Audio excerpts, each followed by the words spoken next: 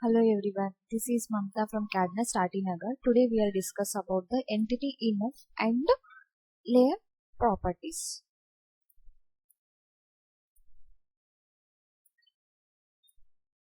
Draw a one sketch. This is a layer 0, so that I am selecting it has a layer 0 in the entity enough. After that I am taking layer 1 and this one has a layer 1. I creating a layer 1 and go to entity enough. I take has a layer 1. After that again I am creating a new layer. Like this is a layer 2.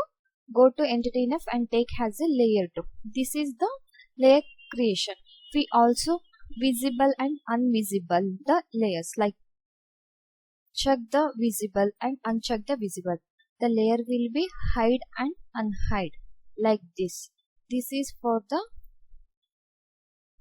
layer properties, but default layer is not hide because it is a default layer. This is for the layer properties in a Google Sketchup software. For more video, please subscribe the channel, press the bell icon. Thank you guys.